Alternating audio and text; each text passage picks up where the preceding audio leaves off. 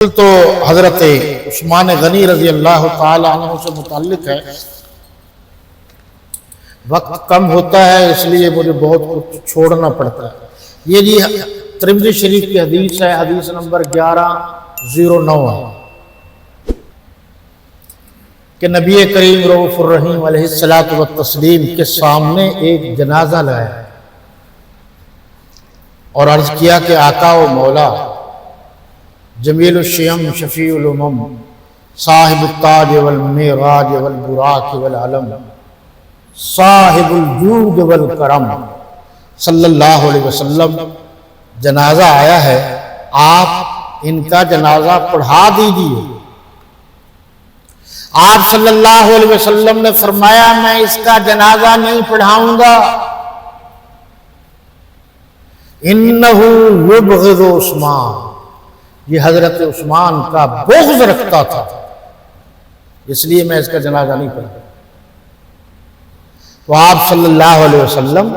جو ساری کائنات کے لیے رحمت للعالمین بن کر آئے ہیں، انہوں نے جنازہ نہیں پڑھایا، تو اللہ کے نبی نے وہ بندہ جو صحابی رسول حضرت عثمان غنی کا بغض سینے میں دل میں رکھتا تھا،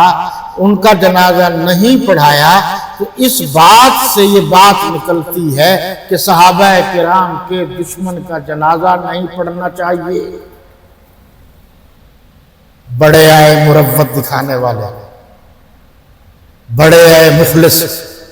تم حضور کے صحابہ سے دین کے بارے میں زیادہ مخلص ہو،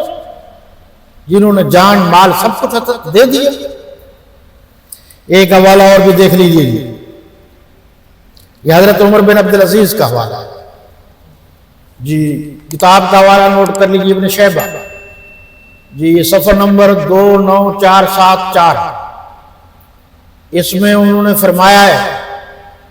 کہ جب ہمیں اس بات کی تصدیق ہو جائے کہ حضرت عثمان غنی رضی اللہ عنہ سے فلاں بغض رکھتا ہے تو اس کو کوڑے مارے جائے جی۔ اور یہ ہمارے لبیک والے ایک نعرہ لگاتے ہیں، من سب نبی فاقتلوہ،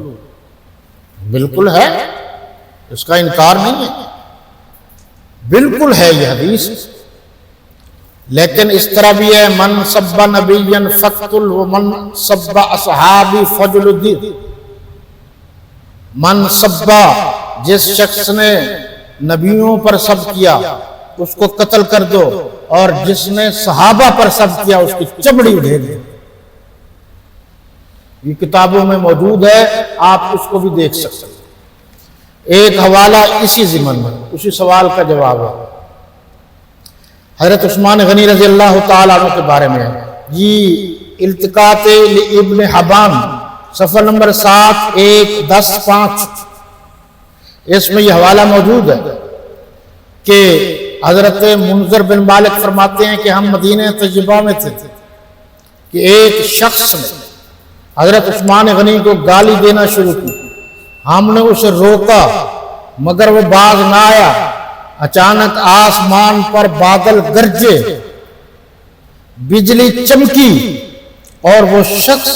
اس بجلی کی لپیٹ میں آ کر جل کر خاکستر ہو گیا۔ جناب یہ صحابہ کرام کا معاملہ ہے، کوئی مذاق نہیں ہے، یعنی گویا اللہ اتنے ناراض ہوئے کہ برداشت نہ کر سکے، اسی وقت عذاب دے دے۔